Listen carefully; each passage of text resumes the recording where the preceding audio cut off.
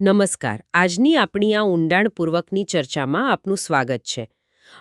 આજે આપણે એક એવી વાર્તા પર વાત કરવાના છીએ જે જે સીધી આપણા મન અને હૃદય પર પ્રહાર કરે છે. સાચી વાત છે. એકદમ હૃદયસ્પર્શી કથા છે આ. હા, જસવંત રાઠોડની લખેલી આ વાર્તા છે જેનું નામ છે જાને લુચ્ચા. હમ. હવે આ ખાલી કોઈ સામાન્ય પ્રેમ કથા નથી, પણ આમાં અમેરિકન ડ્રીમ પાછળની જે કડવી વાસ્તવિકતા છે ને, હમ. અને માણસનો અહંકાર આખું જીવન કેવી રીતે બદલી નાખે છે એની વાત છે. બિલકુલ. અને જુઓ, આજના આપણા આ સત્રનો ઉદ્દેશ્ય એકદમ સ્પષ્ટ છે. જી. એટલે આપણે આ વાર્તાનો કોઈ બહુ જટિલ સાહિત્યિક પૃથ્થકરણ કે એવું કંઈ નથી કરવાના. ના, જરાય નહીં. આપણે બસ વાર્તાને તેના મૂળ સ્વરૂપમાં જ વહેવા દેવાની છે. જેમ એક વ્યક્તિ બીજી વ્યક્તિની સીધી અને સરળ રીતે વાર્તા કહે ને, જી. બસ એ જ રીતે ઘટનાઓ જેમ બની છે એ જ ક્રમમાં આપણે રજૂ કરીશું. એટલે કે વાર્તાની જે અસલ મજા છે અને એનો જે આઘાત છે ને, એ પૂરેપૂરો અકબંધ રહેવો જોઈએ. આપણે એને ફીલ કરવાનો છે. એક્ઝેક્ટલી. અને શરૂઆતથી જ વાર્તામાં એક ગજબની ઉત્કંઠા છે કે કેવી રીતે બે જૂના મિત્રો વર્ષો પછી એક સાવ અણધારી અને દયનીય સ્થિતિમાં સામસામે આવી જાય છે. તો ચાલો શરૂ કરીએ. વાર્તાની શરૂઆત થાય છે અમેરિકાના એટલાન્ટા શહેરથી. કોઈ બહુ મોટો વિસ્તાર નથી, પણ એક સામાન્ય, થોડા ગરીબ વિસ્તારની હોટેલનો બાર છે અને સાંજનો સમય છે. વિપુલ નામનો એક યુવાન ત્યાં બેઠો છે અને ઓરિએન્ટલ બ્રુઅરીનો બિયર પી રહ્યો છે. અને એની મનોસ્થિતિ સાવ નિરાશાજનક છે. હા, એ અમેરિકાના આ મોંઘાદાટ અને ભબકાદાર જીવનથી સાવ થાકી ગયો છે. એટલે એના મનમાં જે વિચારો ચાલે છે ને, એ આ વાર્તાનો બહુ મોટો પાયો છે. બરાબર. એ વિચારે છે કે ભારતમાં રહેતા એના સગાવહાલાઓને અમેરિકાનું કેવું ગાડરિયું આકર્ષણ છે. બધાને લાગે કે અમેરિકા એટલે સ્વર્ગ, પણ વિપુલની વાસ્તવિકતા એ છે કે એ અહીંયા ગધેડાની જેમ મજૂરી કરે છે અને તોય એની કમાણી માંડ મુંબઈમાં કોઈ નોકરી કરતો હોય ને એના જેટલી જ થાય છે. હા, એટલે પેલો ભ્રમ અને વાસ્તવિકતા વચ્ચેનો વિરોધાભાસ એને અંદરથી ખાઈ રહ્યો છે. અને આ જ નિરાશાના માહોલમાં વાર્તા એક અચાનક વળાંક લે છે. શું થાય છે ત્યાં? વિપુલ જ્યારે એનું બીજું બિયરનું ટીન ખોલી રહ્યો હોય છે ને, ત્યારે એની નજર થોડે દૂર બેઠેલી એક સ્ત્રી પર પડે છે. એક ભારતીય મહિલા છે, 40 વટાવી ચૂકી છે અને એની હાલત સાવ અસ્તવ્યસ્ત છે. એટલે પેલા મજૂર વર્ગની સ્ત્રીઓ જેવી હાલત? હા, બિલકુલ એવી જ.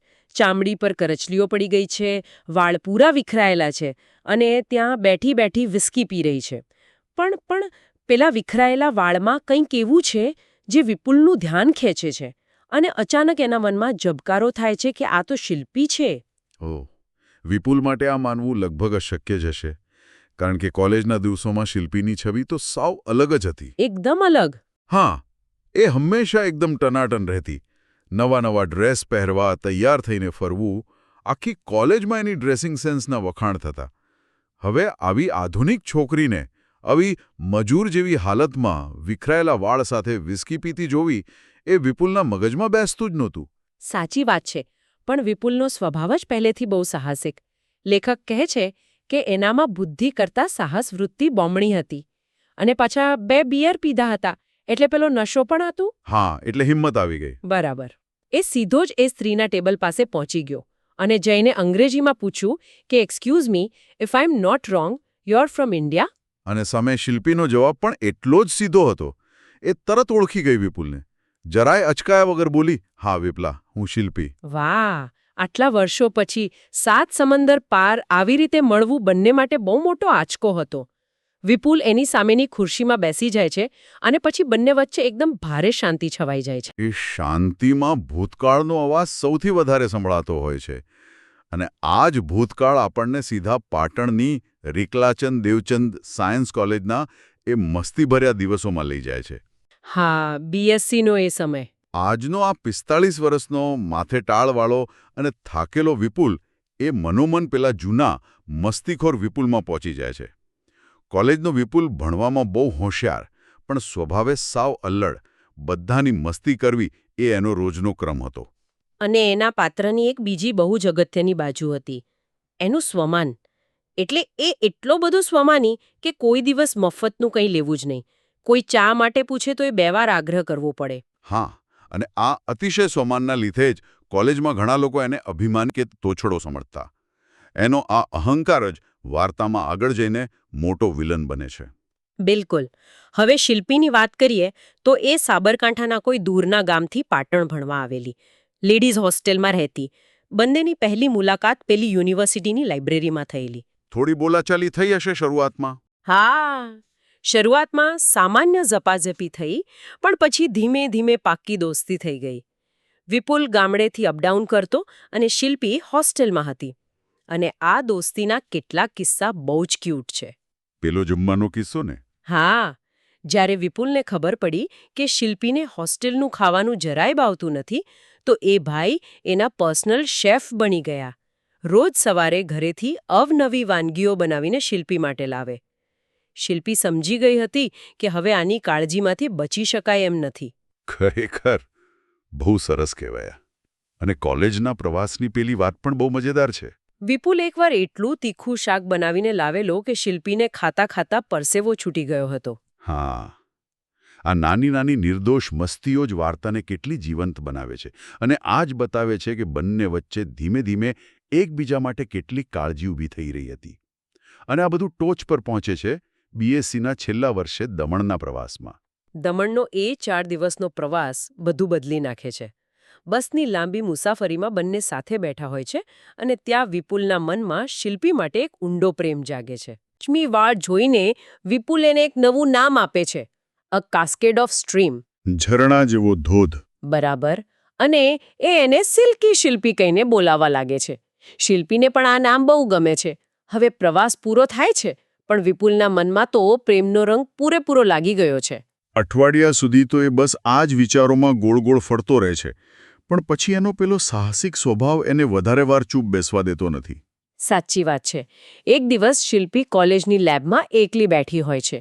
વિપુલ સીધો ત્યાં જાય છે અને કોઈ પણ જાતની પ્રસ્તાવના કે ભૂમિકા બાંધ્યા વગર સીધું જ કહી દે છે, શિલ્પી, આઈ લવ યુ. અને આ વાર્તાનો સૌથી મોટો ટર્નિંગ પોઈન્ટ છે. વિપુલની આ સીધી વાત સાંભળીને શિલ્પી અચાનક ભડકી ઉઠે છે. એ કોઈ લાંબો જવાબ આપતી જ નથી, બસ ખાલી 3 શબ્દો બોલે છે, જાને લુચ્ચા. બસ આટલું જ. અને આ 3 શબ્દોએ બધું વેરવિખેર કરી નાખ્યું. વિપુલ માટે આ માત્ર ના નહોતી, પણ એના પહેલા મોટા અહંકાર પર વાગેલો સીધો હથોડો હતો. એને લાગ્યું કે આ તો મારું ઘોર અપમાન થઈ ગયું.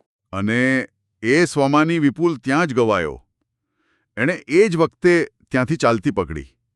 અરે પાછું વળીને શિલ્પી સામે જોવાની તસદી પણ ના લીધી. આ જ તો અહંકારની સૌથી મોટી કરુણતા છે ને. બીજે દિવસે વિપુલ કોલેજ ગયો જ નહીં. શિલ્પી 2-4 દિવસ એકલી આવી, પણ વિપુલનો કોઈ પત્તો જ નહીં. અને પછી તો કોલેજમાં વેકેશન પડી ગયું. એટલે વાત ત્યાં જ પૂરી થઈ ગઈ. કોઈ ખુલાસો નહીં, કોઈ સમજૂતી નહીં. એક નાનકડી ઘટનાએ બંનેના રસ્તા આખી જિંદગી માટે અલગ કરી નાખ્યા. એકદમ. હવે આ ભૂતકાળની યાદોમાંથી બહાર આવીને આપણે પાછા વર્તમાનમાં આવીએ, પેલા એટલાન્ટાના બારમાં. હવે બંને પોતાની બરબાદ થઈ ગયેલી જિંદગી એકબીજા સામે ઠાલવે છે. શિલ્પી વિપુલને પૂછે છે, will you have some whisky? અને વિપુલ કહે છે, yeah, let me have a peg. નશામાં વિપુલ બડબડે પણ છે કે આ વિસ્કી ભલે કડવી હોય, પણ વાસ્તવિકતાથી કડવું આ દુનિયામાં કોઈ ઝેર નથી. બહુ જ ઊંડી વાત કરી છે આ. અને પછી શિલ્પી પોતાની કરુણ કથા શરૂ કરે છે. એ વિપુલને કહે છે કે કોલેજ પૂરી થઈ એટલે ઘરવાળાએ એના લગ્ન અમેરિકા રહેતા એક છોકરા સાથે કરાવી દીધા. એ બિચારી 4 વર્ષ તો ભારતમાં રહીને અમેરિકા જવાની રાહ જોતી રહી. અને જ્યારે એ ત્યાં પહોંચી ત્યારે એને ખબર પડી કે એના લગ્ન સાવ ફેક હતા. એ મોટો છેતરપિંડીનો ખેલ હતો. એનો પતિ પહેલેથી જ પરણેલો હતો અને શિલ્પીનો તો ખાલી ઉપયોગ જ થયો હતો. આ કેટલું મોટો આઘાત હશે એના માટે. બધા જ સપના એક સેકન્ડમાં રોડાઈ ગયા. અને પછી એની મજબૂરી તો જુઓ.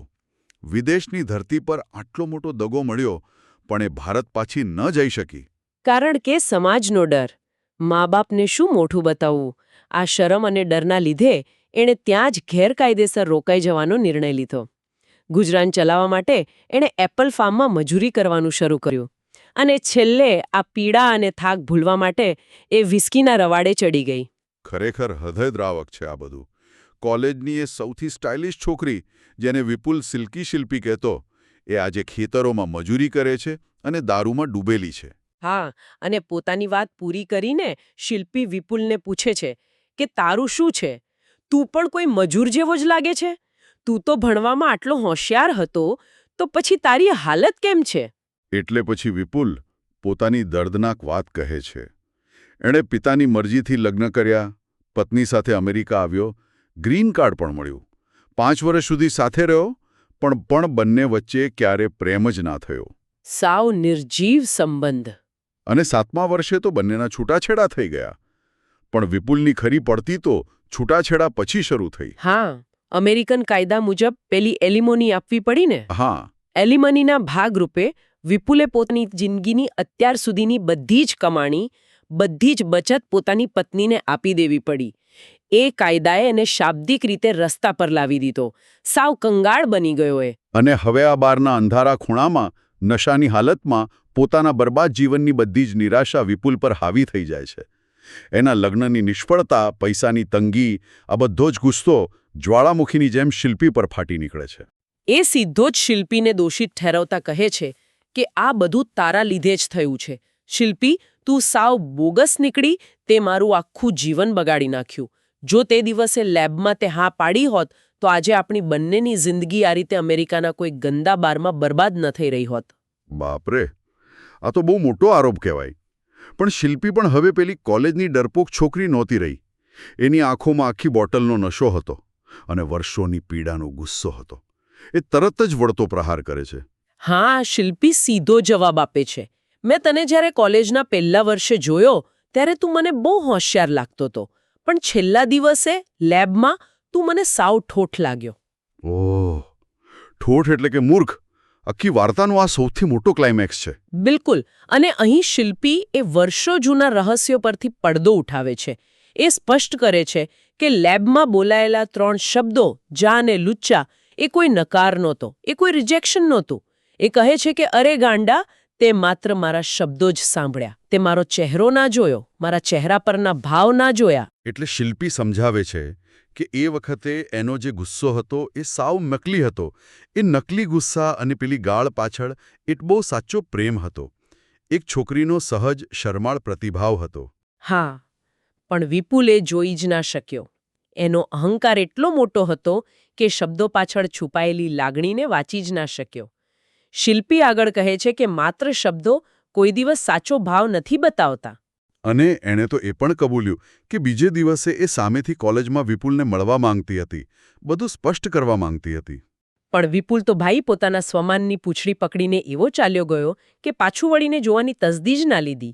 અને નસીબની કરુણતા જુઓ, વિપુલ પછી ક્યારેય કોલેજ ના આવ્યો અને થોડા ટાઈમમાં શિલ્પીના ઘરે પેલા અમેરિકન ગધેડા સાથે એના લગ્ન નક્કી થઈ ગયા.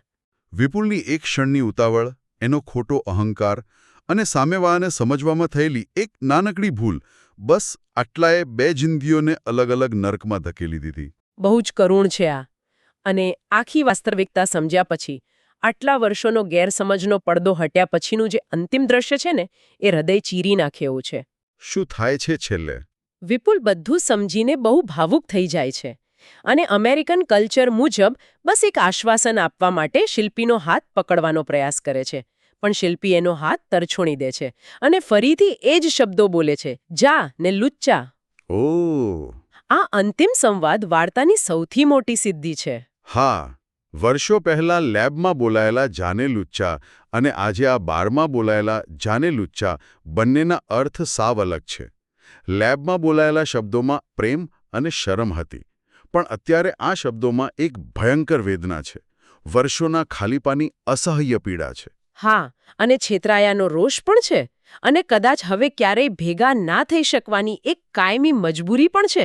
આ શબ્દો હવે એક મોટી દિવાલ બની ગયા છે. ખરેખર, આ વાર્તાનું સીધું વર્ણન જ એટલું સચોટ છે ને કે એમાં કોઈ અલગ વિશ્લેષણની જરૂર જ નથી પડતી. બિલકુલ નહીં. આ બહુ જ સ્પષ્ટ રીતે બતાવે છે કે કેવી રીતે એક ક્ષણનો અહંકાર અને હાવભાવ સમજવામાં થયેલી ભૂલ 2 યુવાન જિંદગીઓને ખતમ કરી નાખે છે.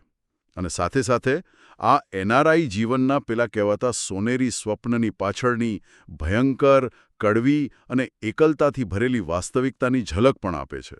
હા, જે લોકો દૂરથી માત્ર અમેરિકાના ડોલર અને એની ચમકદમક જુએ છે ને, એમના માટે વિપુલ અને શિલ્પીની આ વાસ્તવિકતા એક બહુ મોટી આંખ ઉઘાડનારી ઘટના છે. પૈસા કદાચ કમાઈ શકાય, પણ જે જિંદગી અહંકાર અને ગેરસમજમાં વેડફાઈ ગઈ એને કોઈ ડોલર પાછા નથી લાવી શકતા. એકદમ સાચી વાત કહી તમે. તો આખી વાર્તામાંથી પસાર થયા પછી અંતમાં આપણા શ્રોતાઓ માટે એક ઊંડો વિચાર મૂકી જવાની ઈચ્છા થાય છે. ચોક્કસ. સંવાદ ક્યારે માત્ર બોલાયેલા શબ્દોથી જ પૂરો નથી થતો. સાચો સંવાદ તો બે શબ્દો વચ્ચેના મૌન, ચહેરાના હાવભાવ અને આંખોની ભાષાથી પણ થાય છે. શું ક્યારે તમારી સાથે એવું બન્યું છે કે તમારા અહંકારને કારણે તમે પાછું વળીને જોવાનું ટાળ્યું હોય? અને એ એક નાનકડી ક્ષણે કોઈ આખો અલગ ભવિષ્યનો નકશો જ કાયમ માટે ભૂંસી નાખ્યો હોય. શબ્દો પર આંધળો વિશ્વાસ કરતા પહેલા શું ચહેરા પર લખાયેલી ભાષા વાંચતા શીખવાની ક્યારે કોઈ જરૂરિયાત અનુભવાય છે? બસ આ એક એવો પ્રશ્ન છે જે આ વાર્તા પૂરી થયા પછી પણ લાંબા સમય સુધી મનમાં ગુંજતો રહેશે. તો આજની આ ઊંડાણપૂર્વકની ચર્ચા આપણે અહીં જ પૂરી કરીએ છીએ. ફરી મળીશું.